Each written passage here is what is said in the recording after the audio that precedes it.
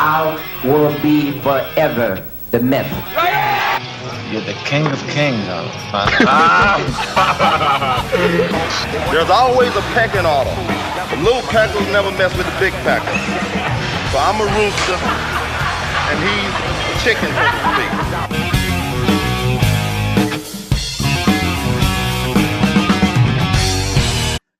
All right, welcome back to the Bodybuilding Legends podcast, and I have a very special guest with me today. One of my favorite guests, Jerry Brainum, who used to write for Muscle and Fitness for Joe Weider and also for IronMan magazine.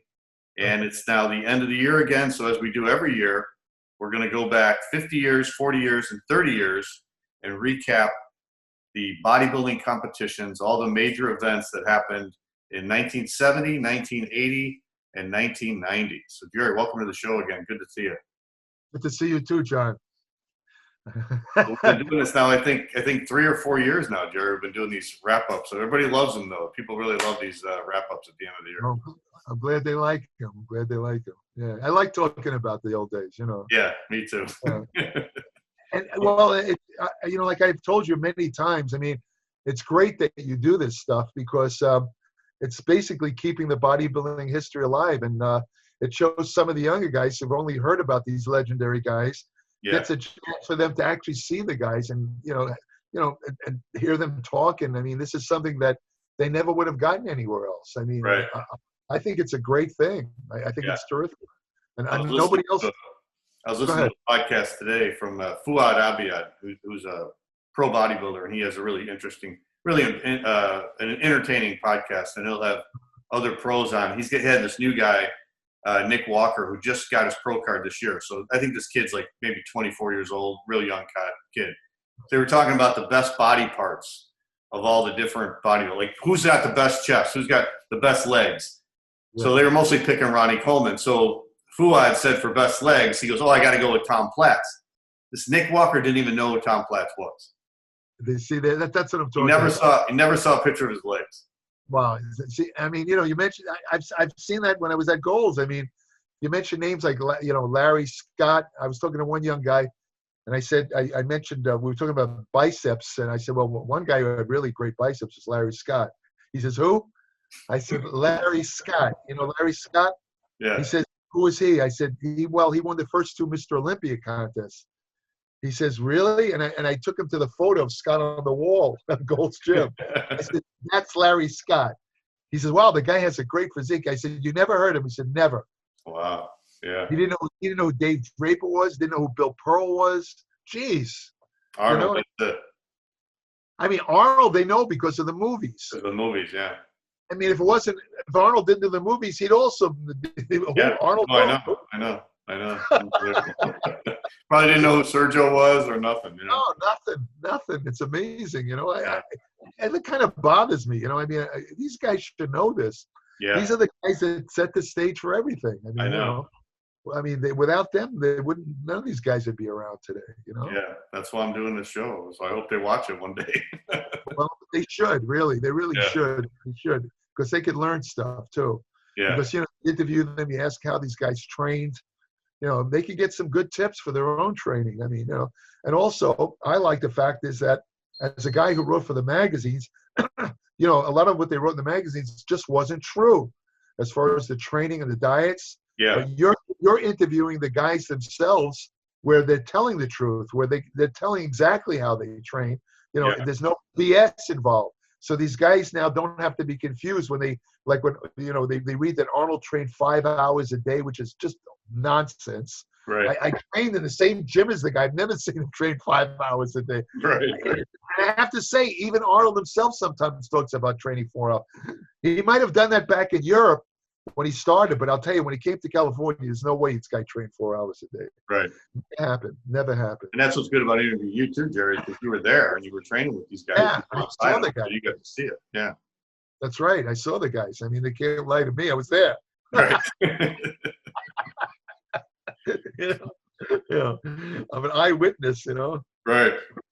All right, well, let's start with 1970. Now, I was going over the list of contests in 1970. Man, what a year in bodybuilding. Oh, yeah. This had to be one of the best years in bodybuilding ever. I mean, I agree. From the AAU to NABA to IFBB. Holy shit, it was unbelievable.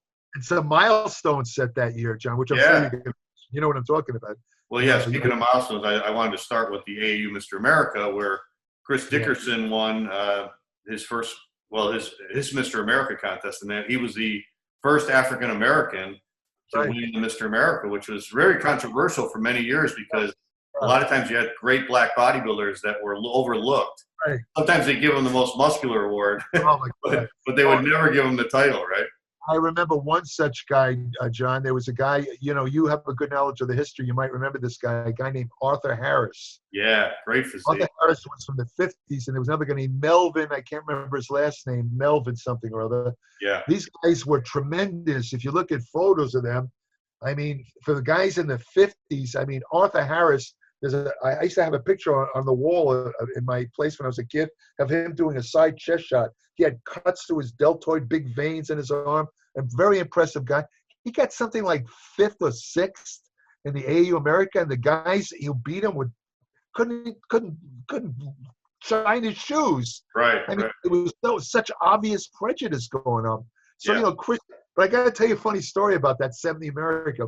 It was held at the Culver City Memorial Auditorium. I was there. You were there. I was there. I was in the balcony, and Bill Pearl, I think, was an MC or doing something. Oh, yeah, it was Bill Pearl. I remember. I think it was Bill Pearl, if I remember. And he was talking about. He was saying, all these guys train hard. He says, they follow the high protein diets, and they go to the gym. And I yelled out, and they take a lot of Dianabol.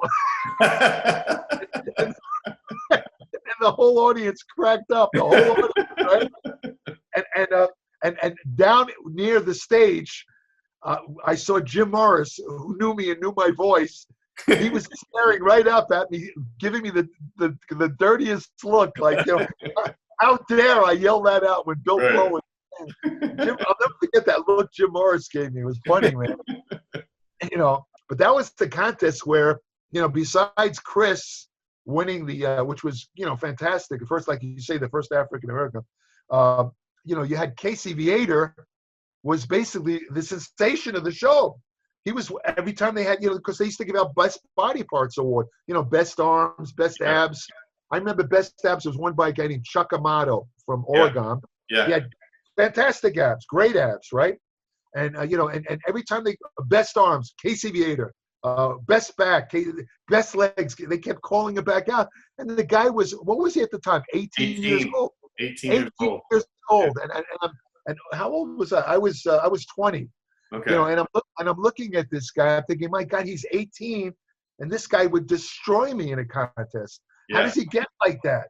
He had these. I remember I could see he had these big forearms and his beautiful arm shape. Genetic freak. Yeah, and then Casey just smiled, and he seemed like a nice guy. Just like he seemed surprised himself. They kept calling him out for these body part awards. Wow. But Chris, that lineup, John. I don't know if you have the names there. They had a lot of great bodybuilders in that show. Bill, that's where I met Bill Grant. Yeah, Bill got 11th, and Ed Corney got 10th. Yeah. You look at the names. I'll tell you, I met Bill Grant about 2 days after the show. He was at Gold's Gym training with I can't remember the guy's name, a friend of his, and he was at the Chitty Bar, I remember.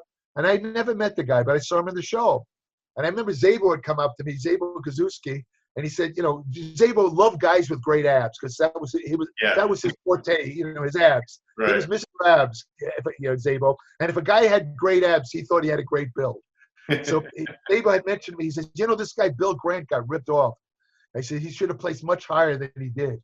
And I realized, Bill Grant has great abs. There's the answer, right? So, so I went up to Bill Grant. He was at the Chinny Bar with this guy he's training with. And I said, hey, Bill, my name's Jerry. I said, I just wanted to tell you that, I think you got ripped off. I think you should have placed much higher. And he was still a little annoyed. He laughs about it today. We talk about this because he kind of like, he went, thanks a lot, man. And he turned it like he didn't even want to talk to me. You know what I mean? Right. It's funny because we became good friends and we're still friends. All these years later. Yeah, what is it? It's 50 years, right? 50 years, we're still friends. Right. It wasn't a very auspicious beginning. You know what I'm saying? you know, but I definitely remember that show. It was a great show, just a great lineup. I mean, there was a I didn't couple know other. you were there. That's great that you were there. I was up in the balcony. I remember. In fact, another thing that stands out about that show is that's the very first time I saw Nautilus exercise machines. Oh, okay. You were in the lobby. You know, Yeah. when it was like I said, it was the Veterans Memorial Auditorium in Culver City, and when you went in, you had to go through the lobby. I'm going in the console, I see these blue, weird-looking machines. And at first, I thought it was like an alien invasion. I said, "What the hell are these things?" Because they didn't look like, you know, there was like a pullover machine. I'd never seen machines like this. Yeah. And you know, I guess Arthur Jones, or I don't know whether he was there or not. I think he had there was a guy named Ron Peters, who was this like West Coast guy. In fact, he used to like deliver the machines. He used to go to Florida and bring them out to the West Coast. He had a truck. And I wound up actually training at his home gym. Me and Pete Caputo, a bodybuilding, you know, you might remember him. We used to go down. He lived in Downey, and he let us use the gym because he had all the Nautilus machines in his garage gym. So we used to, you know, he let us train in his gym. Cool. Yeah. But I remember, I don't remember seeing Jones there, but I remember he might have been there. But I had met him there. I just looked at these machines and I just shrugged and I said, "No, what the hell is this? You know, why are they in the lobby?" I didn't realize that within a year or two they'd be the big sensation. You know, I had no idea. Yeah, I was going to ask you about that because I know Arthur was really promoting that the next year when Casey won in '71. Right. So I didn't know he was there in '72. So yeah, I figured around that time he was starting to promote that stuff. Well, the thing is that Casey, you know, he was not on the high intensity training for the '70s. Oh, he wasn't there yet. Okay. And what he did for that contest, because he told me later on, Casey was a high volume guy. I mean, for that. I mean, we're talking 20 to 30 sets per muscle group. Wow. I mean, you know, and you know, and the thing is that, of course, he met Jones. Jones was very impressed with him, and Jones decided to put him on, you know, the high intensity training. So Casey kind of did what I did right around the same time. I went from a high volume to the high intensity too. I went from like 60 sets of muscle group down to 3 sets. I did the same thing. And supposedly Casey did that. But Casey told me later on, I asked him about, there was a couple of years later, people still talk about this, what they call the Colorado experiment. I remember that, yeah. This is when Casey had an accident. He was working in the factory in Florida and lost a finger in one of the machines and cut his finger off. He didn't train for like 6-7 months. So maybe it was even longer, maybe a year. I don't know. I don't remember. Yeah, I think it was like a year. Yeah, a year. And he atrophied. Sure enough, even with his great genetics, he got a lot smaller, right? So, you know, Jones took him to Colorado. They had a exercise physiology department. They did an experiment where they, you know, had Casey start out in his atrophied condition. I don't remember the time span, John. It was not that long, but supposedly training exclusively on the Nautilus machines transformed Casey to where he looked right back, you know, where he got really big. Yeah. In like what, 4 or 5 weeks, 6 weeks? I don't remember what it was. Something like that, like 6 weeks, 8 weeks, something like that. Yeah, it was really short time. And Jones used that as evidence to show the superiority of the Nautilus machines. The fact that here's a guy who lost his physique, but just doing 1 set of going to failure, he was able to regain all that muscle in whatever 6 weeks. You know, in other words, the implication was it could do it for anyone. Yeah. And the problem was, and Jones himself admitted, Casey was a genetic freak, for crying out loud. And he was regaining muscle that he lost. Yeah. Exactly. In other words, we didn't even have a name for it back then. It was muscle memory. Right. Now we know it's been scientifically proven. All the years bodybuilders talked about muscle memory, how you lay off, you shrink, and then you come back and the muscles return. We didn't know what caused it. We just knew it happened. They actually proved it a couple of years ago. It has something to do with retention of what they call myonuclei in the muscle, satellite cells. It's a little complicated, but the point being, muscle memory is a real thing. It's a real phenomenon. Once you develop a certain level of muscle, like, you know, if you have your operations, you can't train, you will get it back as soon as you start training. Up to a certain age. Once you pass 65, it doesn't work as well. Trust me, I know. You know what I mean? It doesn't work as well. Right. You know, because when I was in the hospital and lost something, what was it? I forget what I lost, 22 pounds. I never fully regained the muscle back. To this day, this was 3 years. I never regained the muscle back, even though I went back to train. But the point being that, you know, Casey, this is what I was going to tell you, is I asked Casey, when he was training for the 71 America, Jones supposedly was training him exclusively on the Nautilus machines. In other words, just, you know, 1 or 2 sets and this and that, you know. Right. You know, remember Sergio came down to Florida and a lot of famous bodybuilders, maybe Boyer was there at the time and Mike mentioned and all that. And the thing is, I remember talking to Casey. I said, Casey, you know, you were the youngest Mr. America at 19. You won. I said, it's amazing that you did that on, what, 1 set per? And Casey started laughing. And he said to me, Jerry, he says, I actually would sneak late at night. I'd go to a local gym and do the regular training. He says, I didn't. He says, I did the same type of training I did for the 70 America, which was like high volume 20. Okay. He says, really? He says, Austin Jones thought I was doing 1 set. He said, he was laughing his head off because he thought it was really funny. Right. He completely deceived Jones, you know. Yeah. But I think towards the end, though, Jones got suspicious of Casey because Casey, he would train late at night, and Jones would wake him up early in the morning to train, and Casey was kind of sluggish. But Jones started to get suspicious, and I think for maybe the last month he had somebody watching Casey. Casey didn't sneak out to the gym at night. Right. So you can say for a month he did train on the high intensity, but by then he had all the muscle. Right. Once you have the muscle, it doesn't take much to. You can keep. If you have massive muscles, you train once a week, you can keep it. You won't lose anything, even with 1 set. All you gotta do it. Right. That's a hilarious story, though. Right. Hey, you had a chance to use those Nautilus machines, the original ones. How did you like them? Oh, I loved them. I'll be honest with you. I mean, this same guy, Pete Computer, was the guy who got me into that. Yeah. He's the one who also introduced me to Vince Caranda a couple of years later, which also completely changed my training. I mean, I was training very haphazardly before, Pete taught me Vince's principles. Like, he introduced me to the low carbohydrate diet, because I always had trouble with body fat. I'm kind of, naturally what they call an endomesomorph. In other words, I'm a muscle guy who tends to get fat. Some muscle guys tend to get skinny, like Flex Wheeler. Most of the great champions, I'm not sure what category you're in, John. In other words, if you laid off, I don't know whether you'd get fat or skinny. In other words, your natural, what they call somatic. Probably get skinny. I was skinny before I started. So okay, then you're an ectomeso. 99% of bodybuilding champions are ectomeso, meaning that if they lay off, the natural tendency is to get thin rather than fat. With me, it's fat, right? So I always had a problem with that. So when I went on the low carb diet, suddenly I started getting ripped. I never had my body fat that low. And he taught me this exercise. I used to do full sit-ups and full leg raise. I used to do hanging leg raise. And then Pete taught me these crunch sit-ups that Vince advocated. My abs became so great. God, I mean, that people would come to the gym and take photos of my abs. They would, wow. Those really deep, thick abs that some people get. That's the way my abs got. And of course, so then a couple of years later, I don't know how Pete got turned on to it, but, he also went down to DeLand, Florida.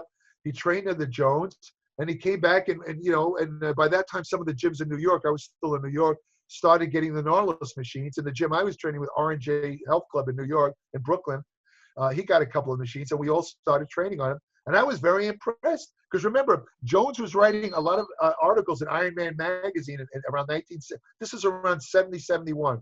And Jones was writing a lot of, was it? Yeah, I think it was around that time. And Jones was writing these articles. I remember there was one article called The Upper Body Squat, and he was describing the Nautilus pull-up machine. And he said, this is the only machine. He says, the problem with most lat exercises is that your arms fatigue before your lats are fully worked. And I thought about it. I said, he's right. Bent over rows, one-arm rows, chins, pull-downs. Your arms are really pulling the weight. Maybe the back isn't getting enough work. But the way he had it is, the resistance is, when you pull down, it's you're not using your arms. You're basically pulling down with your lats. And the function of the lats is to bring the arms down and back alongside the torso. A lot of guys don't realize that, see? And I remember the first time I used the pullover, and Pete was kind of coaching me. I mean, I couldn't believe the pump. I never felt a pump like that in my life. And then Then the arm machines came in. He had this thing called a compound bicep machine. It was a movement where you kind of curl up like this, and there'd be pads there. Because Jones believed that to get the peak, to get the most fibers, or to work the most fibers in the bicep, the arms had to be elevated like this. They had to be up. If your arms are down like this, other muscles take over. So the machine was that you'd be sitting down, you'd be kind of curling like this with your elbows on pad. And I did that, and I remember they had some sort of contest at the Santa Monica Civic where they had all the new Nautilus machines on exhibit again. And that's where they first introduced the Nautilus compound bicep and compound tricep. The compound tricep, you all sit down. Your elbows would rest against the pad, so your arms would be kind of back along, near the rear of your torso. And it would almost be like a combination. Best way to describe it is a combination push down and kick back. And Jones believed again that this is the position that worked more of the fibers of the tricep than anything else. Almost impossible to duplicate with free weights if you think about it. Yeah. And you could do it if you do push downs and kickbacks, but this one did both at once. So I remember there was a crowd watching, and I got on the Nautilus compound bicep, and then I did the Nautilus, and somebody, I don't remember who, was pushing me to do more reps, and I was going to failure, and I remember I thought I was going to tear my biceps out. I swear to you, the intensity was I can't even describe it. But I remember afterwards, I looked at my arms, I said, what the hell is this? I mean, I never saw arms that big. So I remember going into the men's room, and I flexed my arms. I did a double, and I swear, John, my arms were bigger than my freaking head. Wow. I don't know how big I didn't measure them, but they looked like they were 20 inches. I swear. Wow, crazy. I never got a pump like that in my life. That one time. Yeah. And I like I say, but the point being that I liked the Nautilus machines. I thought they were all, very good. I can't think of any of them that I didn't like. In fact, the best, I wrote this in my Applied Metabolics newsletter, the best single leg machine I've ever used was called the Duo Squat, Nautilus Duo Squat. You kind of lie on your back. Again, the best way to describe it, imagine a hybrid of squats and leg presses together. Okay. You brought your legs all the way back, but your knee was practically on your forehead. It was a very full movement. But the thing that was strange about it, maybe it was because you were kind of lying down, but even back then I had some knee pain from doing a lot of heavy squats. I didn't have the arthritis that I have today, though, but I had some knee pain. The thing that impressed me about that machine is there was no knee pain, and it would just blow you. You do a superset. He had a leg extension machine attached to it. So first you do the leg extension to failure, then you jump right on the duo squat, and it would be one leg at a time. You'd alternate it like this. Okay. I'm telling you, John, then you jump on the leg curl machine. Again, no rest. Right. After doing one set of those, seriously, I remember the first time I did it, I said, well, I'm going to do 2 sets, because 1 set's not enough. I remember after I did the 1 set, and John, I'm not exaggerating, my knees buckled. Wow. I actually had to grab onto something. Otherwise, I was going to fall on the floor. Right. And believe me, I've always trained my legs hard when I do heavy squat. I mean, I felt, I'm not saying that squats didn't give me a dead feeling also, but this thing just destroyed my legs. Wow. I mean, destroyed them. Yeah. I mean, I wish I had that machine today, because I'll tell you, even with my skinny legs today, that machine would help me. That was a fantastic. Wow. I mean, I know it's somewhere in some gyms across the country. I checked for curiosity. I checked. They still have the machine. And I'm telling you, that machine, I can't say enough about it. I mean, you could do this with even bad knees. Can you imagine? Yeah.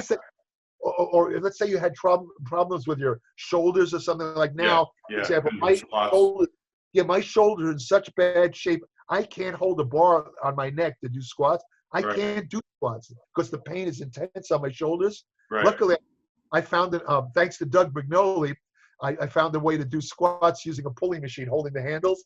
Yeah. He calls it Brignoli squats, which is a killer, which is actually I sent a note to Doug. I said, thank you for this exercise. You saved my legs. I said, for the first time in years, I actually noticed a little growth in my legs. I said, but my point is that, to answer your question, I know it was a long-winded way. I thought the Nautilus machines were great, but the problem with the Nautilus machines is that a lot of people just didn't use them right. You know, Right. like the pullover. You had pads. You're supposed to put all the pressure on the pads because the whole point of the machine was to take the arms out of the exercise so your lats are doing the work. But Right. in this gym, I used to watch people do the machine. Everybody would not use the pad. They would kind of do it like this, or they'd hold they'd use their arms. They're defeating the whole purpose of the machine. Because now what they were doing was no better than a dumbbell pullover across the bench like we used to do. Yeah. Which was one of Frank Zane's favorite exercises. Right.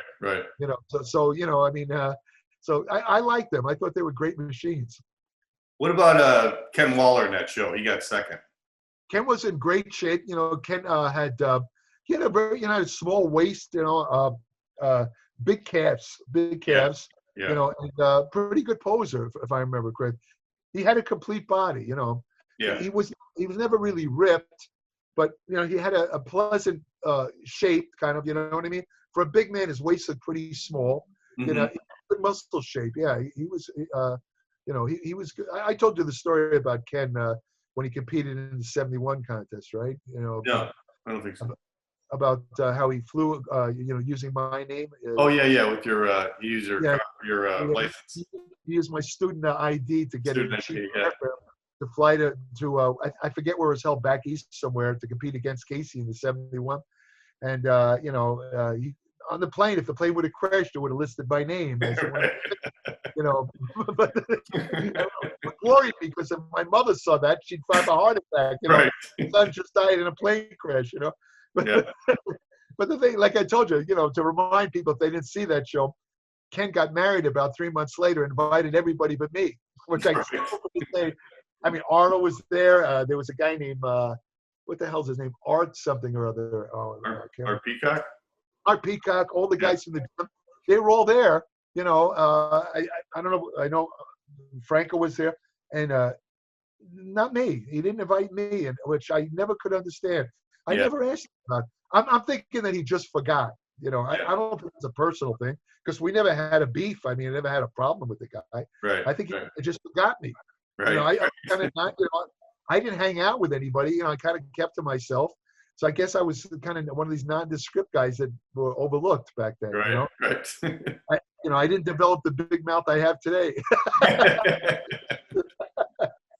You know. Why do you think they picked Chris Dickerson to be the first African American to win the Mr. America? Well, I think there was a lot of pressure because you know it had been known for years that, I mean, I guess it's okay to say now, but I mean it's pretty well documented. There's a guy named John, I can't remember his name. He wrote he wrote a book called Mr. America. I think he said you read it. Yeah. You remember that? John Farrar. John, yeah, he's actually a professor of history. Wow.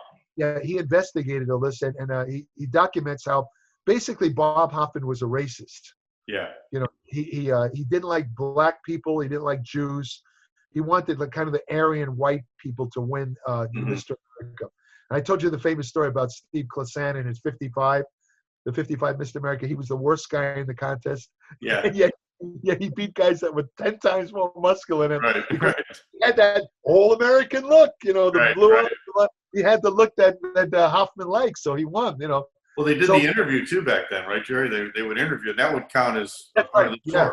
Yeah. Oh yes. Oh yeah. Yeah. You had to. You know, it was almost like the way the Miss America contest, where you had to, you know, present yourself. In other words, if you couldn't do if you couldn't speak well in an interview, you were marked down, which is amazing. It's a bodybuilding contest, for crying out.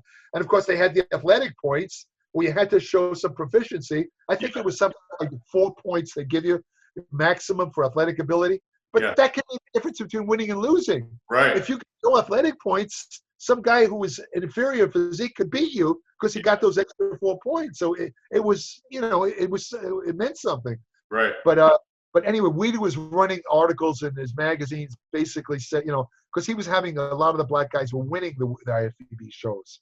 Right. And so there was a lot of pressure on the AAU, and I believe, I don't remember when, but I think that Hoffman relinquished control of the AAU at a certain point. I don't remember what year it was, but it might have been 70, where it kind of opened the door for a good black bodybuilder to win, you know. Yeah. And that black bodybuilder was Chris Dickerson, who was a deserving winner. I mean, Chris was a lot of people put down Chris because, you know, of course he went on to win the Mr. Olympia. I believe it was 80. Was it 82? I believe. 82. Yeah. You know, he went. In fact, at the time he won, he was one of the oldest Mr. Olympias. Yeah, he was the oldest at the time. Yeah. Yeah, but see, the thing is, they put him down because he doesn't have that real massive look that some of the other guys, like a Sergio Oliva or an Arnold. He doesn't. But to see, the thing that people don't understand about Chris is that, and I saw him many times right in front of me. I knew the guy real well. Chris had a perfectly symmetrical body. Yeah, his arms weren't that big, but his calves were like stupendous. That nobody had calves like him. He had beautiful thigh shape. He had a complete total back. You know what I mean? His delts were great. And to top it all, he was very, very well versed. I mean, he spoke well. Yeah, very well spoken. Yeah. I mean, the man sang opera for crying out loud, you know? Right. I mean, talk about skills, you know? And so he was an ideal guy to win the Mr. America. And sure enough, he won. I mean, you know, I don't know why people, I thought he was a great bodybuilder. I mean, again, not the biggest, but I mean, how many guys have a complete body like that? I mean, everything was in proportion. And thanks to Bill Pearl, who was basically his mentor, he was a fantastic poser, beautiful poser. Right. And so, in other words, to make a long story short, he had the complete package. Yeah. You know what I mean? Not the biggest stars, but so what? You know what I mean? He had this, to me, the way, and we talked about this before, I'm more impressed by symmetry and proportion and overall appearance rather than gigantic arms or gigantic legs. I want the guy who has a balance, symmetry, where everything looks great and looks pleasing and the lines look good. That's what impresses me. I'd rather have a guy like that win than some giant monster who has, you know, skinny legs or no development but 22-inch arms. Right. That doesn't impress me. I've always been like that. Plus, if you go back to 1970, 50 years ago, Chris had a great physique, you know, at that level. I mean, he was. Oh, yeah.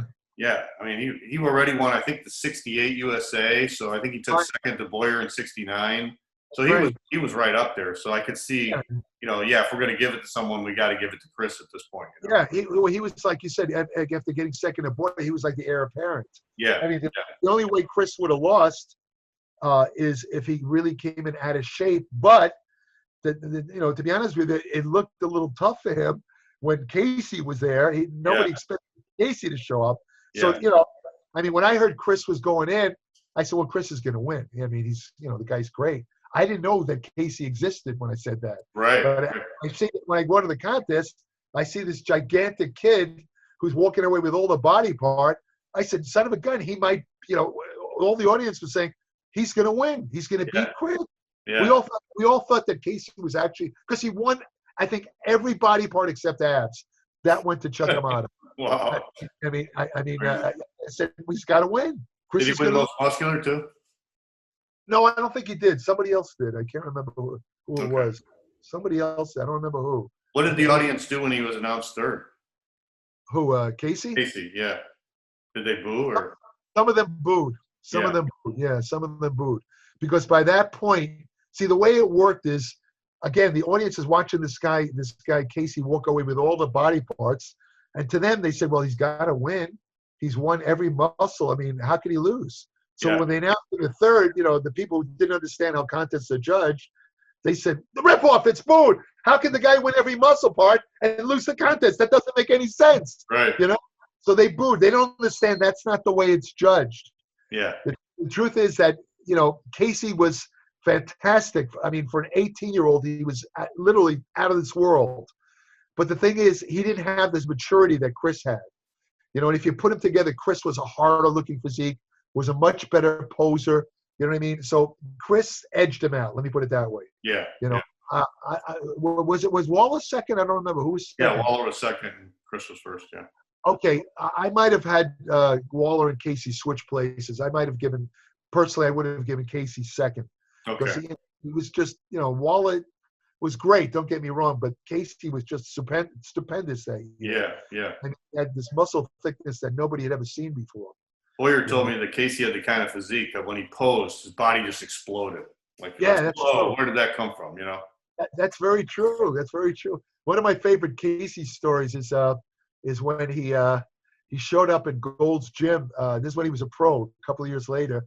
And the guy was like, Casey was a guy who got fat. You know, he was one of those guys that did get fat. And he had a pot belly, and I mean, you had to really look close to see if it was Casey Viator. You didn't even. I said, Casey, what's going on, man?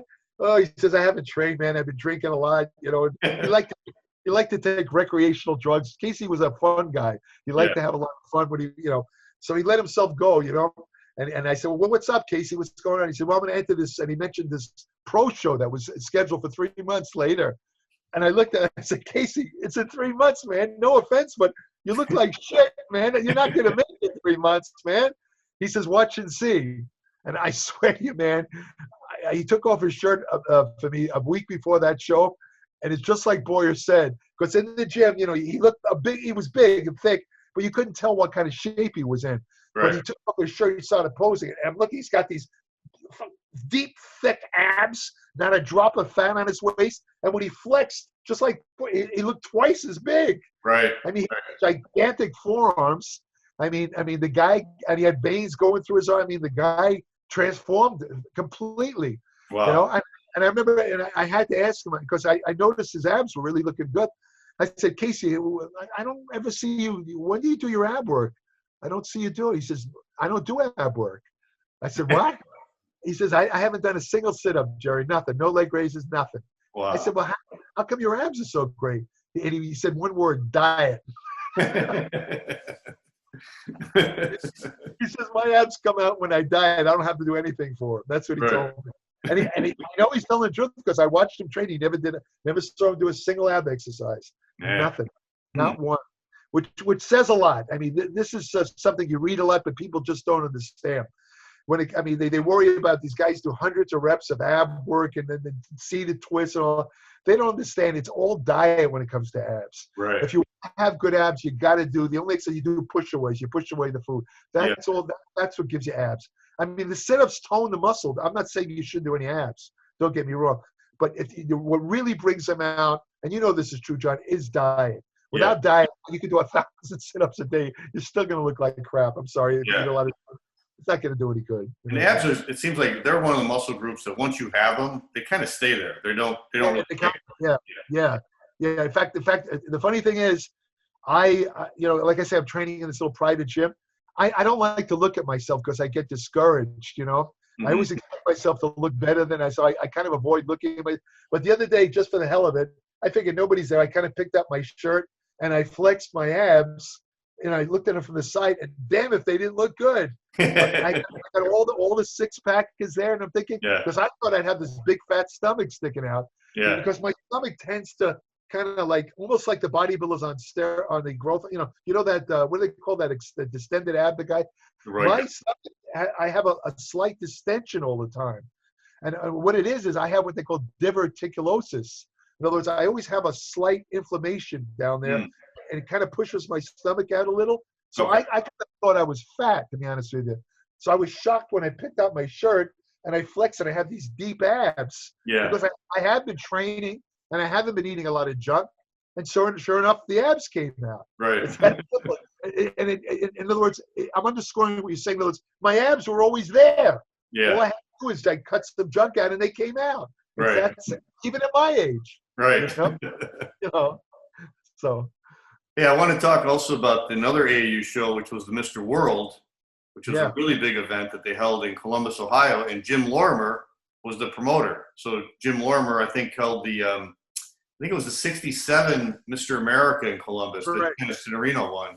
Then they gave him this Mr. World contest. So the story I heard was that it was just supposed to be the World Weightlifting Championships. And then Jim wanted to add a bodybuilding show to help get more of an audience, so he added this Mr. World. Right. And what was unusual, too, was they had an amateur and a pro, because the AAU usually never had any pro divisions, but now they had a pro Mr. World. And a lot of the bodybuilders from IFBB or AAU were able to go over to, well, it wasn't AAU, I'm sorry, but IFBB were able to come into it, and they didn't get suspended or anything. They were able to cross over, Wow. That show, correct me if I'm wrong, the famous story about that show, John, was that Arnold had competed in the NABA Miss Universe in London and won. I think Frank Zane won the amateur and he won the pro that year. Right. Yeah, we're going to talk about that in a minute. And it turns out that I don't know how it happened, but Arnold was invited to compete in Columbus at that world. And the thing is that, but this was like a day later. And, next day. Everyone's trying to figure out how is Arnold going to go from London to Columbus, Ohio. Right. And I think if I remember correctly, Jim Lorimer arranged some sort of some special flight that Arnold was able to get on, competed, and I think Franco also competed in that show, in Columbus in '70, and Arnold won. And this was an historical event because Arnold was so impressed by Jim Lorimer doing that. Jim Lorimer, people don't realize, was once the mayor of Columbus. Yeah. Ohio. He was actually the mayor. He had a lot of connections. He was like an FBI agent or something like that. Yeah, FBI agent, right. So he had a lot of connections. So Arnold, the story goes, was so impressed by Jim Lorimer and the way the contest was organized that they developed a handshake. They didn't even have a written agreement. They agreed to become partners in promoting contests. And to this day, it still exists. Yeah, Jim Lorimer and Arnold are still, of course, the Arnold show has expanded all over the world. And it's grown. I mean, it started with almost nothing, but it all started with that 1970 Mr. World. Right. Isn't that amazing? 50 years ago. Yeah, people don't realize that. Yeah. I know. Yeah, the story I heard was that when Jim Lorimer decided to have this bodybuilding show, he was calling up all the top bodybuilders. So he's calling Sergio, Dave Draper, everybody. And then he called up Arnold, and you had to call by a payphone. So he called Gold's Gym. So somebody told Arnold, "Hey, you got a phone call." And he said, my name's Jim Lorimer. I'm going to hold this contest. And he told him the date. And Arnold said, "I can't do it because I'm going into Mr. Universe the day before. I'll be in London. So I won't be able to compete in Columbus, Ohio." And Jim said, "Well, if you go to Heathrow Airport, then Sunday morning," he goes, "I'll take care of all the arrangements." So Boyer Coe told me it was Arnold, Franco, Boyer Coe, and Dave Draper. They all took this flight. Right. So they took a flight from Heathrow Airport in London over to New York. And then Boyer said when they got to New York, there was a small private plane ready to take them to Columbus. And he said they didn't have to check their luggage, nothing, no security. They just went right on the plane. So I don't know if Jim Lorimer had connections, with being in the FBI or whatever, And then they flew there, and I guess they had the weightlifting first. And the audience was sitting there waiting for the show to start, the bodybuilders. They had to wait for Arnold and Franco and Boyer Coe and Dave Draper to get there. But yeah, then that was the show where Arnold first beat Sergio. Right. And Sergio said that he wasn't expecting Arnold to be there. And Arnold said he wasn't expecting Sergio to be there. So, but I heard that because it was on Wide World of Sports, it was like one of the first shows that was ever on Wide World of Sports. They had these huge lights that would light up the stage for the TV cameras. And Sergio used to put on a lot of baby oil. Right. And I guess he looked too smooth because the baby oil was reflecting off the lights. And that's one of the reasons Arnold was able to beat him. That's true. If you look at photos, that confirms that. I mean, I watched Sergio when he competed in the time he competed in the Mr. Olympia. Remember the story when he told me to get out of his face? Yeah. But I was watching him put on oil backstage, and the man took a whole bottle of baby oil, was literally slathering it all over himself. And I'm thinking to myself, gee, are you supposed to use that much oil? I mean, but I think I was a kid. I think, well, he must know what he's doing. And then, the famous story, I thought that was the way to do it. I did it myself when I competed about a year later at the Mr. Eastern America. I was in the teenage Eastern America, and they had a teenage, it was at the Brooklyn Academy, the same place the Olympia was held. They had a teenage Eastern America and a regular Mr. Eastern America. And when the curtain opened, we were all standing on stage. I had so much oil on me, it was literally dripping on the floor. So the guy next to me was lightly oiled, and he looked at me, he said, "Hey, you mind if I get some of that oil from you?" I said, "Sure." And he takes his hand, and he's taking oil from me and putting it on himself. So I said, "Well, what's your name?" He says, "Oh, I'm Frank Zane from Florida." I don't know. I don't know whether he was from Pennsylvania at the time or Florida. I think he was from Pennsylvania. What year was it?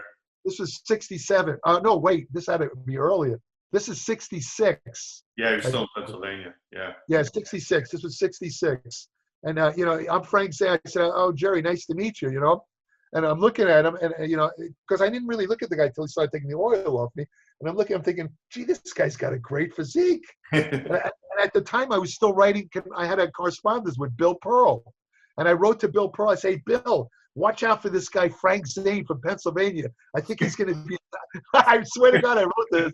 I think he's going to be a top guy. The guy's got a beautiful physique. Yeah. I remember writing that, Right. That's what I did Frank Zane. Right.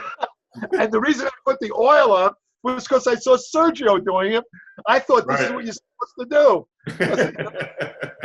Live and learn, as they say, That was one of the famous psych outs that Arnold did with Sergio after that show, because, back then I heard that all the guys would go out to eat.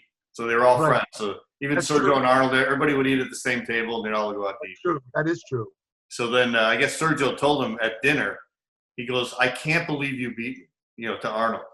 And Arnold told him, he goes, Sergio, if you would have been 10 pounds heavier, I wouldn't have been able to touch you. Well, then they had 3 weeks left till the Mr. Olympia. So, of course, Sergio eats more and he gets smoother. And then Arnold beats him in Mr. Olympia.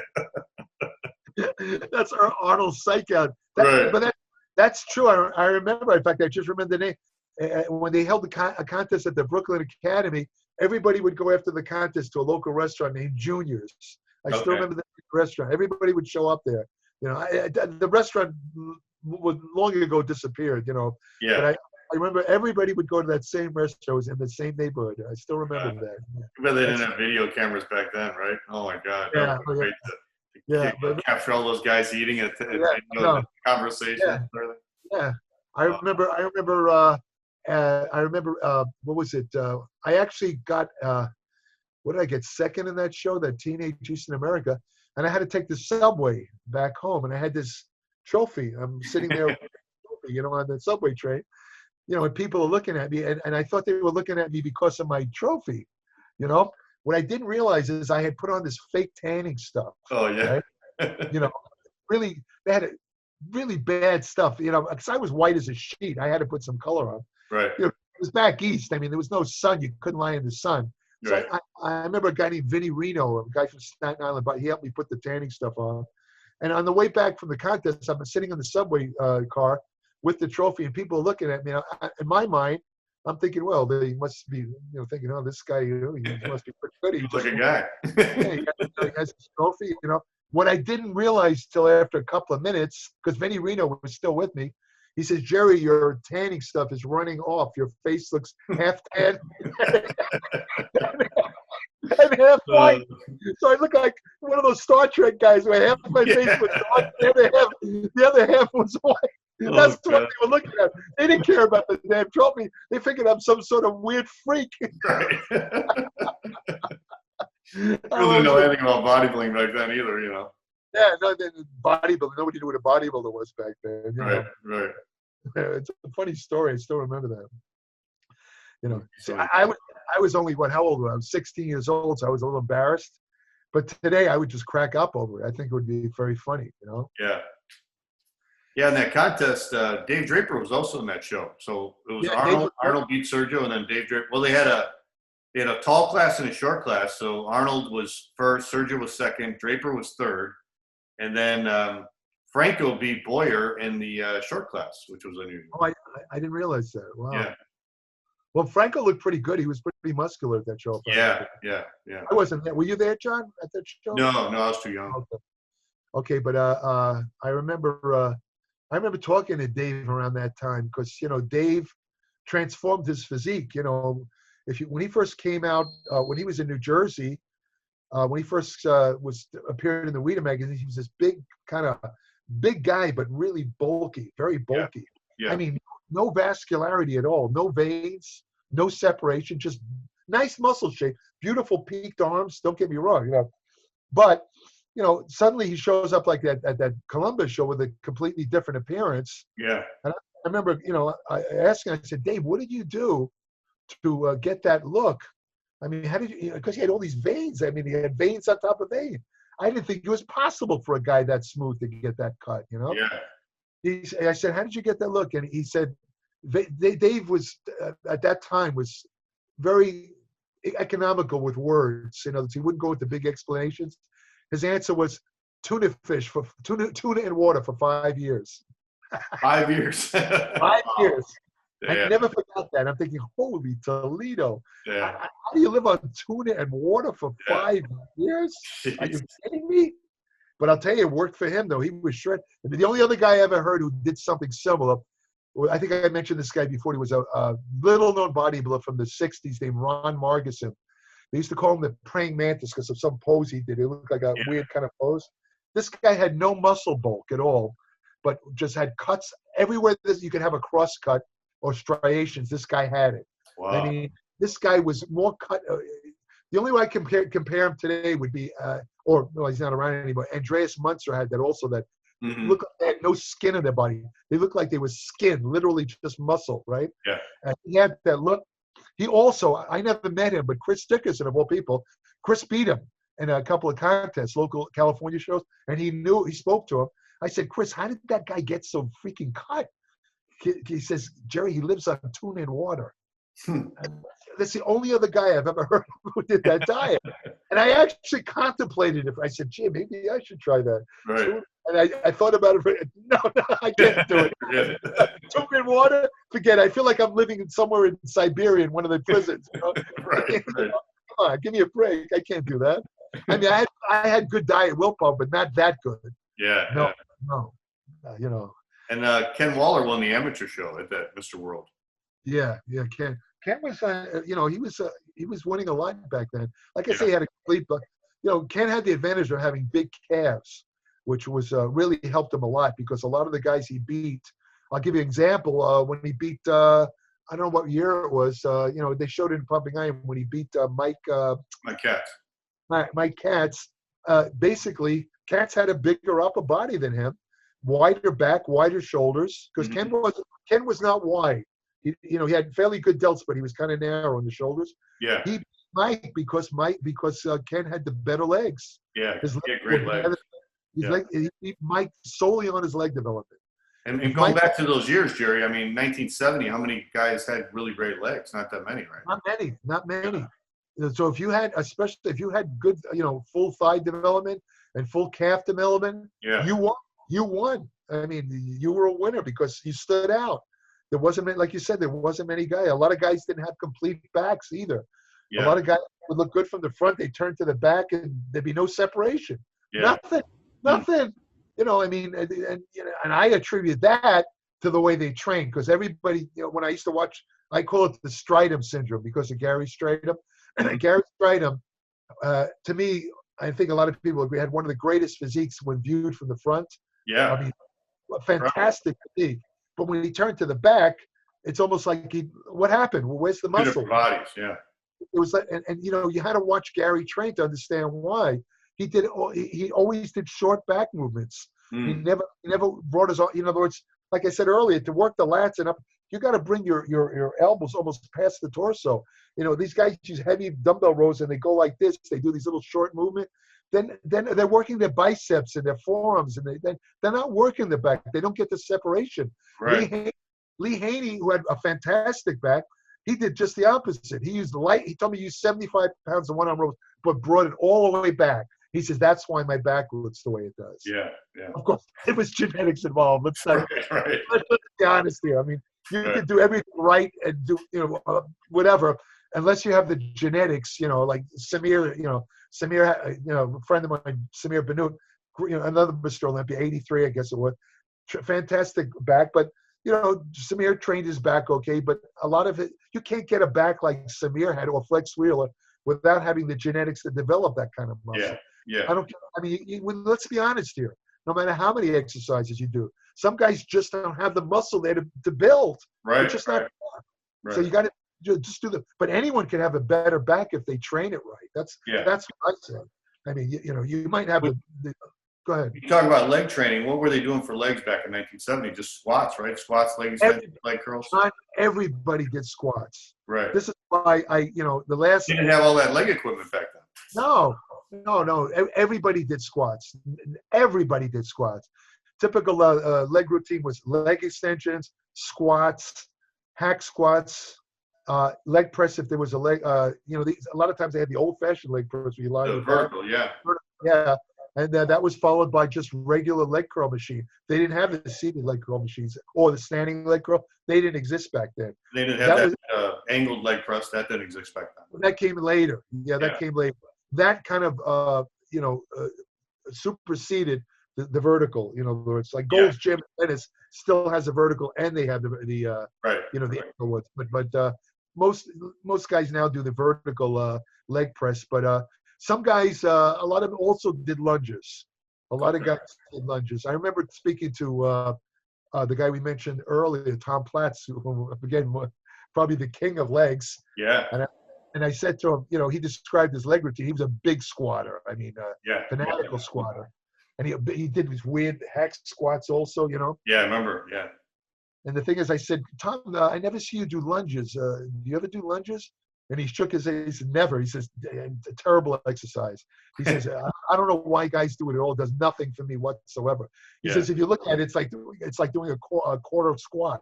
There's no range of movement. It's garbage. So he never did lunges. But a lot of other guys did, you know. I mean, I never saw Arnold do lunges. Arnold he kind of did the routine I just described. Basic. Like he did 6 sets of every exercise. In fact, I remember when I used to train legs with Arnold, he insisted on doing 6 sets of every leg exercise. And even back then, even though I was only 20, 21 years old, Arnold was about 2-3 years older than me. I remember after 3 or 4 sets, my legs would lock up.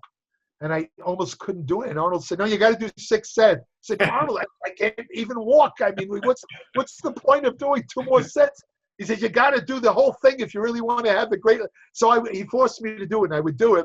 But honestly, looking back, I didn't feel anything with the last, because my legs were dead after 4 sets. Because, see, I always trained, even before I did the high intensity, I always did every set hard. You know, I mean, maybe I didn't go to failure, but I went close to it. I believe that you had to do every set with everything you had. Right. So remember, every set I went all out. So after 3 or 4 sets, the muscle fibers are dead. They're fatigued. Yeah. I mean, you could do 6 sets if you're not going all out. You know, it's like Dave Johns, who was also, what year was he Mr. America? Was it 77? 77 America. I remember, asking him how many sets he did for calves, because he had pretty good calves. He said, I do 20 to 30 sets. And I'm thinking, how the hell can he do 20 to 30 sets, when I do, 12 sets and my calves lock up and I can't walk? What's going on here? Then I watched him do calves, and I got my answer. He did these very partial calf raises. Yeah. And he didn't go to failure. He used a lot of weight. He was a strong guy, Dave. But he did very partial reps. If you do that, sure, you can do 20, 30 reps. Try going all the way down, all the way up on your tiptoes. Let's see if you do 30 sets like that. Right. If you do, by the end, you'll be using a half a pound of weight. I mean, today, I don't have access to a calf machine right now. So you know what I'm doing with my calves? I do standing one-legged calf raises right outside here. I hold on to the, whatever it is. And I use my body weight. But believe it or not, that's enough. I start out with 25 reps on my first. I do about 6-7 sets. I start with 25 to 30 reps on my first set. By the time I get to the 6th set, I'm straining to do 7 to 8 reps, and that's when I stop. Yeah. Because after that, I figured, what's the point? What am I going to do, 4 reps? Right. I mean, I would do more sets if I could, but my calves are dead. What's the point? Right. So, hey, how much would Arnold squat? Arnold, I used to see Arnold usually. The most I saw him do was it was about 4 or 5, which is an Olympic plate with 4 plates on him. Yeah. I'm sorry. He did one other exercise. He did was front squats. He did front squats with about 2 1/4, which is 2 plates on each side. Okay. Especially before a show, he would do squats followed by front squats. He'd do both of them. Okay.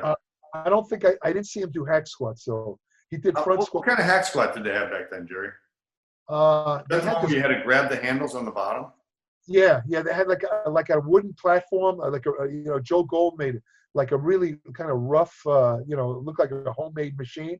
Yeah. But honestly, Joe Gold was and Rick Tracy used to say he was like a genius at making equipment. Yeah. I mean, he did it himself, and I'll tell you, that machine was smooth as silk. It almost felt like, it didn't look fancy, but I'll tell you, it felt. I mean, it was so smooth. you know, but it was the angle was kind of steep. It was a little if you had any kind of knee problem, forget it. You know, Yeah. Very steep angle. I've seen pictures of the guys using that. It was so weird. They had a little handle on the bottom. So you didn't have the pads on your shoulder. You had to grab the handle on the bottom. That's right. Yeah, you had to grab the handle. Yeah. And again, I always wondered how Arnold got those deep separations in his quads. Nobody really had that back then, but his legs were not big, but man, they were like, if you look at his legs, 73, 74, that separation in his quads was crazy. I think probably from the leg extensions and squats. Okay. He would go pretty hard on them. You know, Arnold never trained to failure, but before a show, he would come close to it. And, you know, after doing a set, look at his legs. He'd have veins all over his legs. He could see up and stuff. He had those cuts all the way up by the hip. Yeah. He did, yeah. And like you say, he didn't have the leg masks, but they were very hard looking. But there was one year, I think it was 74. I think I always say that was his best year, where his legs actually looked bigger than normal. Yeah. You know, they actually were the biggest I've ever seen in his thighs. And his calves were big too, you know. Oh, yeah, he had great calves. Yeah. Yeah, so I think maybe the Roman chair sit-ups might have helped too, going back. They might have, because that's what he'd do as a warm-up. Yeah. When he comes to the gym, the first thing he'd do, he'd sit on that Roman chair thing and he'd do I don't know. He said he did 300, but it looked more like 100 or 200 to me. Yeah. I mean, they were so easy to do. I mean, you know, you just go back and forth. It was. I mean, anybody, you can get a guy from the street who's sitting on it who'll do 100 sit-ups on that thing. I can never understand that, you know. Zabel lived on that damn thing. I mean, he would do 1,000 reps a day, you know, which to me is insane, but that's, I mean, to this day, Frank Zane still writes that if you want to have great abs, you got to do 1,000 reps a day, and I just don't understand that. Yeah. You know, Frank's an intelligent guy, and most of what he says I agree with, but that one I'm completely disagree with. Right. Again, my stance on abs is it's mostly diet. You know, the exercise tones the muscle. Yes, it tones the muscle, but without the diet, you could do 5,000 sit-ups. You're still going to look crappy. Right. You know,